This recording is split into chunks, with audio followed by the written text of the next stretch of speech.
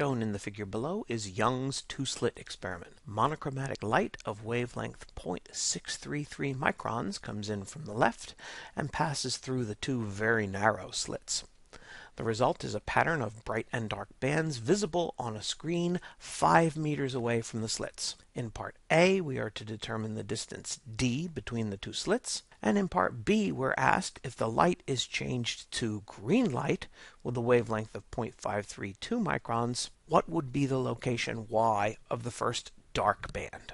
Most books summarize the diffraction pattern resulting from two slits in the following way. Bright locations are given by the formula d sine theta is m lambda, and dark locations are given by the formula d sine theta is m plus a half lambda. I really despise these formulas. They're worse than nails on a chalkboard. The reason is, when students encounter these formulas, their immediate question in any problem is, what's m? That's a ridiculous question, because given what nature does in these slits, there is no single value of m, just as there is no single value of theta. Theta is the angle between the light ray and the perpendicular shown by the dashed line, and in fact, in this diagram, theta takes every value. Every positive value, every negative value as I change my location across the screen. And because there are infinitely many possible values of theta, there are infinitely many possible values of m. For this reason, I like to change the paradigm by which we do these kind of problems, and here's how we'll do that. The pattern itself is a series of features. Right here where I've drawn the green spot is a bright feature. Here's another green dot, that's another bright feature. Another one here, and they're being cut off slightly, another one here, and another one there. Those are the bright features in the single pattern that we get due to the double slits. Between these bright features are dark features. There's one here, there's another one here, there's another one here, there's another one here, and I find that it's very easy to label each and every feature with a formula. This feature follows the formula that d sine theta is 0. The reason is that d sine theta is the difference in the length that light rays travel coming from one slit as compared to the other in order to reach this point. And if that difference is 0, then the two light rays are in phase and we get a bright feature. The next feature in the diagram is when this difference in length, d sine theta, is half of a wavelength, meaning that we have destructive interference. This is followed by d sine theta equals lambda, d sine theta equals 1.5 lambda, and so on. Exactly the same thing applies to the other direction, where in the downward going direction I've chosen to label them with minus signs.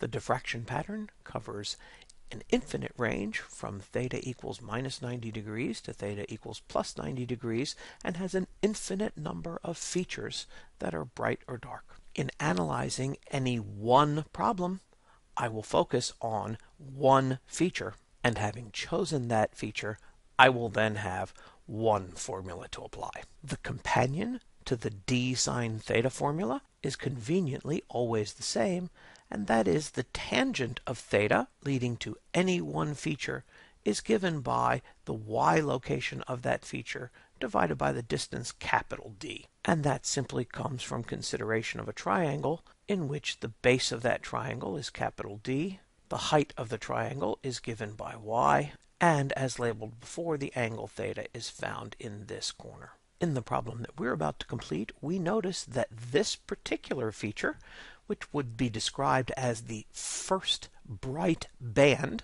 is labeled with its y location being 3 centimeters, and that the entire screen is found at a distance d. Thus, the two equations that apply to that feature are the as always equation, tan theta is y over d, and the formula for the first bright band that tells us that little d sine theta is equal to the wavelength. We have all the values for the first of these two equations. Since the feature in question has a y of 3 centimeters and a capital D of 5 meters, and this leads us to the answer that theta is 0.34377 degrees. If we plug that into the second equation, we'll be able to solve for d, which yields the result. D is 105.5 microns. Remember that a micron is a thousandth of a millimeter, so 100 of them is a tenth of a millimeter. This is not an unrealistically small separation. Finally, we are asked to change to green light, which gives us a new wavelength. We are also asked about a different feature of our pattern. We are asked for where is the first dark band. As with all diffraction problems, the tangent of theta leading to any feature is y over d. And consulting our figure, we notice that the first dark band is found when d sine theta is half lambda. This is the set of two equations that will apply to part B of the problem. And since we clearly have not changed the separation of the two slits, the second of these equations has only one unknown. Noting that the sine of theta is going to be wavelength over twice the slit spacing, we'll be able to solve for the value of theta as being 0.1445 degrees. That value can then be inserted into the first of these two equations, where we note that capital D is still 500 centimeters because we also didn't move the screen. This leads us to a formula for the location y and results in the value of 1.26 centimeters. Notice that this is less than half the y of part A of this problem, and that is because, in addition to changing to a feature that is only half as far away, we have also shortened the wavelength. And this completes our discussion of Young's double slit experiment.